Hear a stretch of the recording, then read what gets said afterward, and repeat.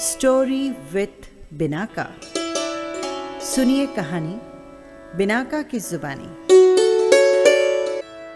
तीर्थंकर चरित्र श्रृंखला में आज आप सुनिए 16वें तीर्थंकर शांतिनाथ भगवान का चरित्र। भगवान शांतिनाथ के पूर्व भवों का जो वृतांत मिलता है उससे ये स्पष्ट है कि उनका जीव अनेक जन्म जन्मांतरों में तप संयम की सुदीर्घ आराधना करता रहा। एक जन्म में वो पूर्व महाविदेह की पुष्टिकिनी नगरी में मेघरथ नाम का राजा बना। राजा मेघरथ बहुत ही दयालु, करुणावान और जीव मात्र का प्रतिपालक था। दया के संस्कार उसकी रग रग में रमे थे। इतना ही नहीं, क्षत्रिय वीर योद्धा होने के कारण वे दूसरे जीवों की रक्षा के लिए अपना सर्वस्व बलिदान करने का भी अद्भुत साहस रखते थे। एक बार महाराज मेघरथ पर्व तिथि का दिन होने के कारण पौषध व्रत धारण करके धर्म आराधना कर रहे थे कि अचानक एक भयभीत कबूतर उनकी गोद में आकर गिर पड़ा और वो मानव की भाषा में दीनता पूर्वक पुकारने लगा, महाराज मुझे बचाओ, मुझे शरण दो, महाराज मेरी रक्षा करो। राजा ने कबूतर को भय से कांपते देखकर आश्वासन दिया, तुम शांत हो जाओ, निर्भय रहो, यहां अब तुम्हें किसी प्रकार का कोई भय नहीं।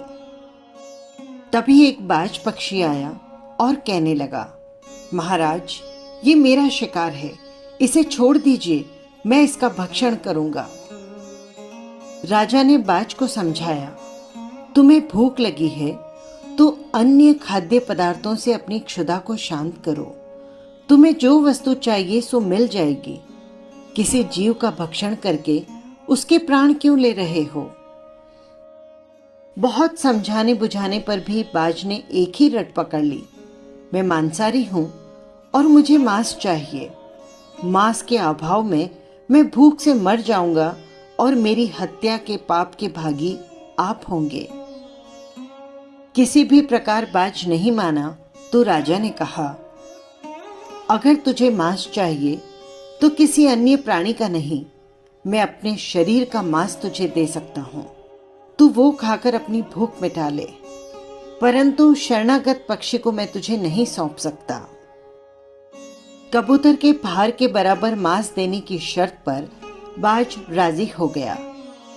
तराजू के एक पल्ले में कबूतर को रखा गया और दूसरे पल्ले में राजा अपने जांघ का मांस काट कर रखते गए, परंतु आश्चर्य कि कबूतर का पल्ला फिर भी भारी रहा।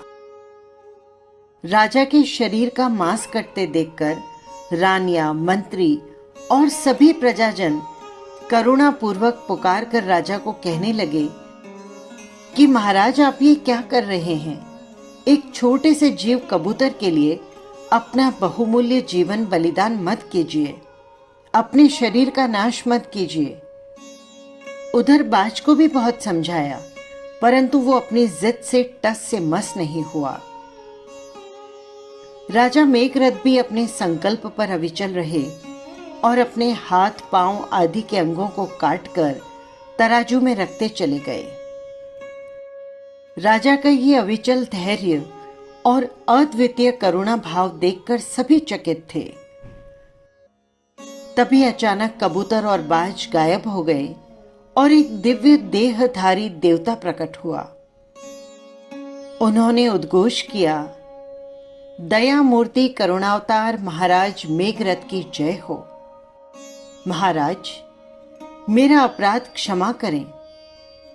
ईशानेंद्र द्वारा आपकी करुण भावना और शरणागत की रक्षा सुनकर परीक्षा लेने के लिए ही मैंने ये माया रचाई थी। आप धन्य हैं, आपको कष्ट हुआ उसके लिए क्षमा करें। शरणागत जीव की रक्षा के लिए राजा मेघरथ का आत्म बलिदान संसार में आज भी गौरव गाथा के साथ गाया जाता है। इतना ही नहीं, एक बार राजा मेघरथ एक पौषध युक्त अष्टम तप कर रहे थे। वे परम शांत रस में लीन थे। उनकी निर्विकार निश्चल मनस्थिति को देखकर इंद्रदेव ने उन्हें वंदना करते हुए कहा, हे गृहस्थ योगी, आपको मेरा नमस्कार है। संसार में आपके समान निर्लिप्त और निर्विकार जीवन जीने वाले कोई विरले ही महापुरुष होंगे।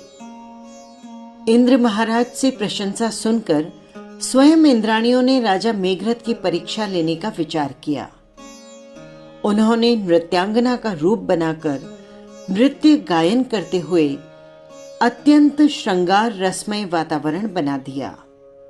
किंतु उस विकारवर्धक और अत्यंत मोहजनक वातावरण में भी राजा मेघरथ की ध्यान साधना भंग नहीं हुई। उनकी एकाग्रता और निर्लिप्तता चरम सीमा पर थी। नृत्यांगनाओं के हाव भाव और कामोद्दीपक चेष्टाएं भी व्यर्थ हो गईं। तब इंद्राणियों ने प्रशंसा करते हुए उनसे क्षमा मांगी। राजा मेघरथ ने संसार त्याग कर दीक्षा ली और 1 लाख पूर्व तक विविध प्रकार के तप, ध्यान, सेवा आदि उत्कृष्ट धर्म आराधना करते हुए तीर्थंकर नाम कर्म की महान पुण्य कृति का बंध किया। देह त्याग कर सर्वार्थ सिद्ध विमान में देव बने। सर्वार्थ सिद्ध विमान में 33 सागरोपम की आयुष्य पूर्ण कर मेघरथ के जीव ने हस्तिनापुर के इक्ष्वाकु वंशी राजा विश्वसेन की रानी अचिरा देवी के गर्भ में प्रवेश किया। रानी ने 14 महास्वप्न देखे। ज्येष्ठ शुक्ला 13 के दिन रानी ने महान पुण्यशाली पुत्र को जन्म दिया। उस समय तीनों लोक में प्रकाश जगमगा उठा। अत्यंत वेदनामय नरक में भी कुछ क्षण के लिए सुख की लहर सी दौड़ गई। मनुष्य लोक में स्वाभाविक आनंद की वर्षा होने लगी। एक बार हस्तिनापुर जनपद में भयंकर वर्षा, तेज तूफान आदि प्राकृतिक उपद्रव हुए। चारों तरफ हाहाकार मच गया और उस घनघोर वर्षा के बाद जनपद में महामारी का रोग फैल गया। प्रतिदिन सैकड़ों लोग मरने लगे। जनता ने राजा के समक्ष रक्षा की पुकार की, परंतु राजा भी इस महामारी से प्रजा की रक्षा करने में स्वयं को असमर्थ पा रहे थे। प्रजा की पीड़ा और जन हाहाकार से दुखी होकर राजा विश्वसेन विचलित हो गए। उन्होंने प्रतिज्ञा की कि जब तक प्रजा का ये उपद्रव शांत नहीं होगा, मैं अन्न जल ग्रहण नहीं करूंगा। राजा की भीष्म प्रतिज्ञा से द्रवित होकर शकेंद्र स्वयं उपस्थित हुए और राजा से कहने लगे, महाराज, आप व्यर्थ ही इतने चिंतित और दुखी हो रहे हैं। जहां चिंतामणि रत्न, कल्पतरु और कामधेनु विद्यमान है, वहां पर किस बात की कमी? महारानी अचिरा देवी के उदर में साक्षात शांति अवतार भगवान पल रहे हैं और आप अशांति का अनुभव कर खिन्न हो रहे हैं। आश्चर्य!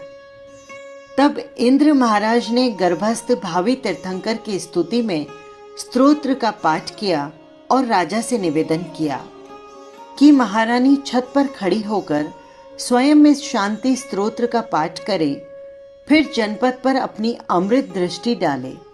जहां तक माता की अमृत दृष्टि पहुंचेगी, उसके प्रभाव से समस्त उपद्रव, रोग और पीड़ाएं शांत हो जाएंगी।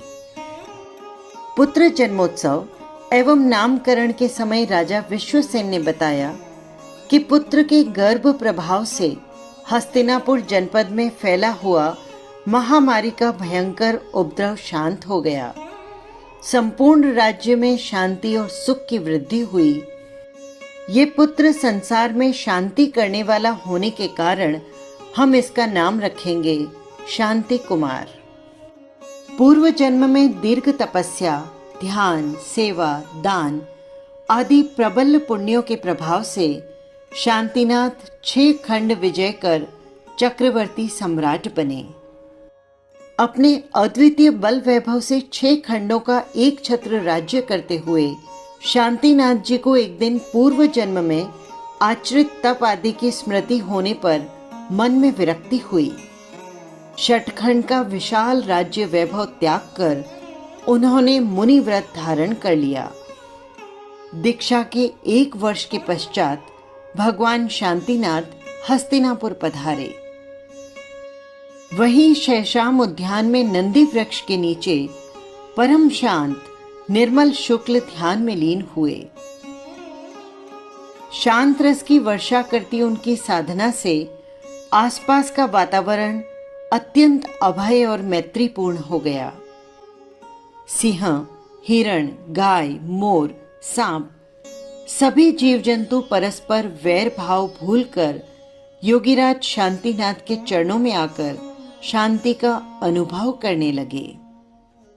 पौष शुक्ल नवमी के दिन नंदी वृक्ष के नीचे भगवान को केवल ज्ञान की प्राप्ति हुई। उसी स्थान पर देवताओं ने समोसरण की रचना की, जहां पर भगवान ने इंद्रिय विजय पर प्रथम धर्म देशना दी। कुल 1 लाख वर्ष का आयुष्य भोग कर 900 मुनियों के साथ सम्मेत शिखर पर अनशन पूर्वक देह त्याग आपने मोक्ष को प्राप्त किया। ये था 16वें तीर्थंकर का चरित्र। 17वें तीर्थंकर चरित्र के साथ फिर मिलेंगे। जय जिनेंद्र।